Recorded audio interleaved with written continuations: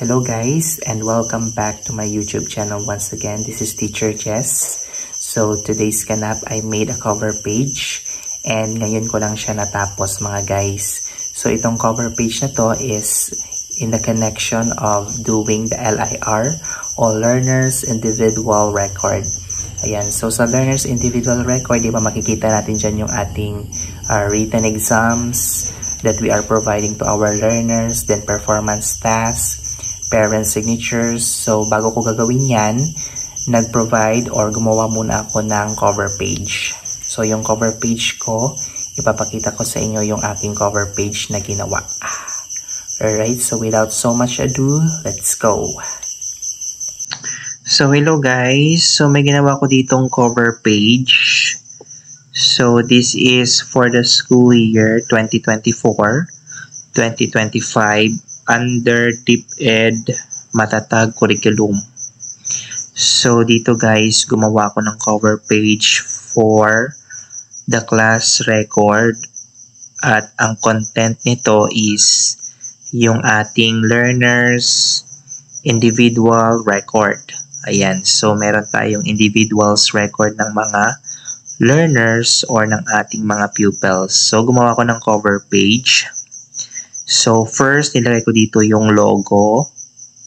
And then after that, and by the way, ginawa ko pala ito guys sa Canva application. So nilagyan ko ng logo. And then, of course, the title. So syempre nung inopen ko yung Canva, blank pa to siya guys. So nilagyan ko siya ng background. Ayan. So yan yung background niya. Then nilagyan ko siya ng logo. Then the title which is the class record. And then nilagyan ko siya ng picture ko, of course. So this is self-made cover page sa ating class record. So if you wish to have a soft copy, meron ako guys.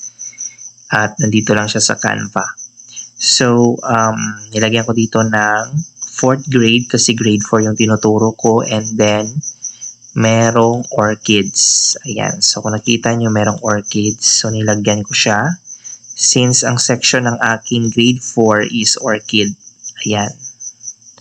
Then after that, put the school year which is 2024-2025. Ayan, and then nilagyan ko dito guys ng teacher. So write your name, your full name, kung ano yung name mo, so ilagay mo dito sa teacher's space or sa oblong na aking nilagay dito. So yun lang guys, yung aking cover page na ginawa. So gagawa pa ako ng LIR or Learners Individual Record. So ayan yung content ng ating cover page.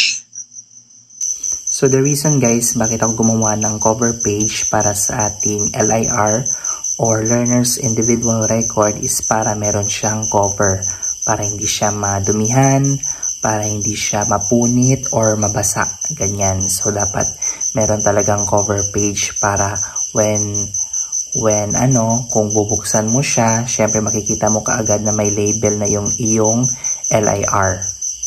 So if you wish to have a soft copy of the material guys that I've made, which is the cover page, okay, just comment and I provide you. And that's all guys for my sharing of my cover page that I made. So I'm going to continue my work para masuplayan yung kanyang content. Thank you guys for watching this video. God bless.